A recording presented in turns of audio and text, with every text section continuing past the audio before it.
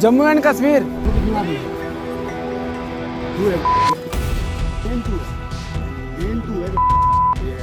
उड़ाओ फटाफट। बंद कर सब।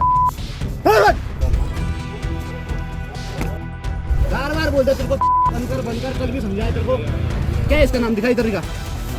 कहाँ का एड्रेस दिखा इसका? एक सेकंड। जम्मू एंड कश्मीर। दिखना नहीं तो दूंगा यही। आज पकड़ इसे चल। मुमकिन है सोशल मीडिया पर यह वीडियो आपने देखा होगा। वीडियो उत्तराखंड के मसूरी का है। दो लोग मॉल रोड की सड़क किनारे चादर बिछाए शॉल और कपड़े बेच रहे थे। तभी वहाँ कुछ लोग आते हैं, उनसे वहाँ से जाने के लिए कहते हैं, उन्हें गालियाँ देते हैं। फिर एक शॉल बेचने वाले को थप्पड़ मारते हुए एक शख्स कहता है, मेन तू ही है। वो बार बार कहते हैं, भैया हम हटा रहे हैं। दोनों शॉल पैक करने लगते हैं। इसी दौरान फिर एक दूसरे शॉल वाले को थप्पड़ पड़ता है। बहस के बीच उनसे पहचान के सबूत मांगे गए। आईडी पर नाम था मोहम्मद इकबाल, पता था जम्मू कश्मीर का कुपवाड़ा। इसके बाद कहते हैं, कश्मीर में कांड हो रहे हैं और तुम लोग यहाँ ये बेच रहे हो। दोनों शॉल बेचने वाले लोगों को वहाँ से भगा दिया जाता है। इसके बाद अगले दिन इन दोनों समेत 16 और शॉल वेंडर मसूरी छोड़कर अपने अपने घर चले जाते हैं। इस विवाद और 16 लोगों के मसूरी छोड़कर जाने के बीच क्या क्या हुआ वो बताएं, उससे पहले आप ये वीडियो देखिए। और यहाँ पर कुछ लोग जो इनको मजहब के साथ जोड़ रहे हैं। हम इंसानियत के लिए खड़े हैं। कश्मीर को जाना जाता है इंसानियत के लिए, कश्मीर को माना जाता है। जब बाहर के लोग आते हैं तो कश्मीरी हमेशा उसके लिए खड़ा होता है। हम कश्मीरी उनके साथ है। और मैं आपको ये कह रही हूँ कि जिन कायरों ने ये हरकत की वो ना हमारे मजहब से हो सकते हैं, ना उनके पास कोई दिल हो सकता है। ये कश्मीरी रहवासी हैं। जब 22 अप्रैल की दोपहर कश्मीर के पहलगाम में हमले की खबर आई तो अगले ही दिन कश्मीर के लोग सड़कों पर उतर आए। वो हमले के गुनाहगारों को सज़ा दिलाने की मांग कर रहे थे। साथ ही वो इस बात पर भी जोर दे रहे थे कि हमले के लिए पूरा कश्मीर जिम्मेदार नहीं है, इसलिए टूरिस्ट कश्मीर छोड़ कर ना जाएं, क्योंकि कश्मीर के लोगों का मुख्य रोज़गार टूरिज्म ही है। आपने 2 वीडियो देखे। पहले में मसूरी के कुछ लोग कश्मीरियों को वहाँ से भगा रहे हैं और दूसरे में कश्मीरी आतंकियों को सज़ा दिलाने के लिए सड़कों पर उतरे। शुरू में आपने जो वीडियो देखा वो 23 अप्रैल का है, पहलगाम हमले के ठीक एक दिन बाद का। इंडियन एक्सप्रेस में शबीर अहमद डार का एक बयान छपा है। वीडियो में जो 2 लोग नज़र आ रहे हैं उनमें से एक शबीर है। उन्होंने बताया, हम 18 साल से मसूरी आ रहे हैं। ठंड के मौसम में देहरादून और गर्मी में मसूरी आते हैं। हम पास की मस्जिद के पास रहते थे। लोकल रहने वाले हमें लंबे वक्त से जानते हैं।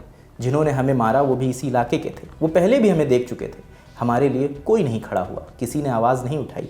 कश्मीर में भी दूसरे राज्य से लोग आते हैं, लेकिन हमने कभी भी किसी के साथ दुर्व्यवहार नहीं किया।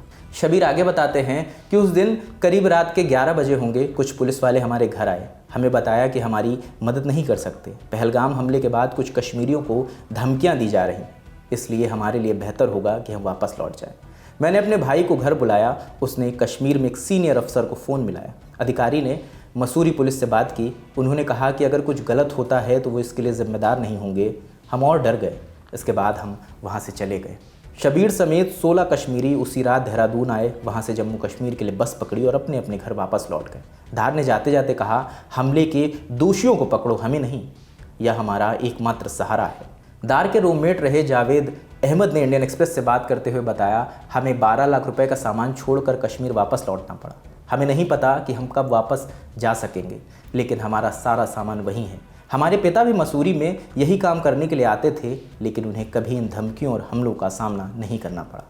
इस मामले पर देहरादून एसएसपी अजय सिंह का कहना है कि पुलिस के पास इस बारे में कोई लिखित सूचना नहीं आई थी। सोशल मीडिया पर जब वीडियो वायरल हुआ तब हमने एक्शन लिया। देखिए, कुछ सोशल मीडिया प्लेटफॉर्म्स और न्यूज़पेपर में खबर प्रकाशित और प्रसारित हुई थी, जिसमें यह बताया गया था कि जो मसूरी की मॉल रोड है वहां पर कुछ फेरी वालों के साथ जो है मारपीट की गई थी और जिसके कारण डर के कारण करीब 15-16 लोग यहां से वापस कश्मीर कुपवाड़ा की तरफ चले गए थे। चूंकि यह घटना जो अभी जिस तथ्य पूरे जिस जांच में और पूरी जो तथ्य थे ये पाए गए कि 22 तारीख को कश्मीर में जो दुखद घटना हुई उसको लेकर 23 तारीख को मसूरी में कुछ लोग ने जो है कुछ अभद्र व्यवहार आक्रोशित होकर अभद्र व्यवहार कुछ लोगों के साथ किया था।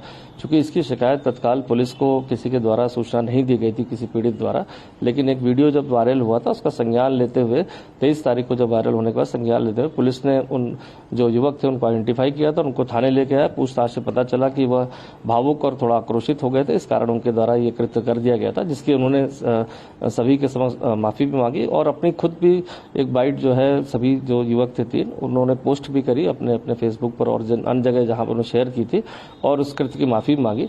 और इसको देखते हुए चूंकि कोई शिकायत उसमें पुलिस को अन्य किसी माध्यम से प्राप्त नहीं हुई थी, पुलिस एक्ट में उनका चालान किया गया था और समस्त प्रकरण समाप्त करके उनको हिदायत देकर फिर वहां से छोड़ा गया था। पुलिस कह रही है आरोपियों ने भावुक होकर गुस्से में ऐसा किया। उन लोगों ने माफ़ी मांगी थी जिसके बाद पुलिस एक्ट में उनके तहत चालान किया गया और उसके बाद उन्हें हिदायत देते हुए छोड़ दिया गया। पुलिस लगातार बाहर से आए लोगों के दस्तावेजों की जांच कर रही है। इसके लिए बाकायदा अभियान चलाया जा रहा है।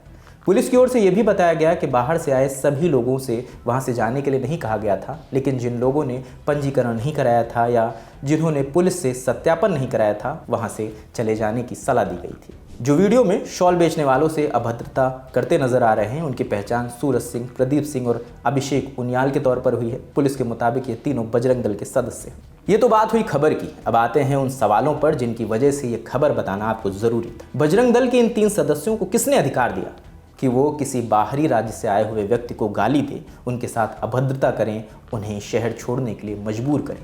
क्या ये 3 लोग पूरे मसूरी के ठेकेदार हैं? यही फैसला करेंगे कि मसूरी की चौहद्दी में किसकी दुकान लगेगी और किसकी नहीं? क्या इन तीनों की ये हरकत आपसी सौहार्द बिगाड़ने के लिए जिम्मेदार नहीं है? एक और जहां पूरा देश कश्मीरियों और उन लोगों के साथ खड़ा है जिनके हमले में जान गई है, वहीं दूसरी ओर इन तीनों की इस हरकत की सज़ा क्या महज पुलिस या हिदायत है? इन सवालों को हम आप पर छोड़ते हैं। इनका जवाब आप कमेंट सेक्शन में दे सकते हैं। इस खबर पर आप क्या सोचते हैं हमें कमेंट सेक्शन में ज़रूर बताएं। कैमरे के पीछे रमन है, मेरा नाम रजत है। देखते रहिए द ललन टॉप। शुक्रिया।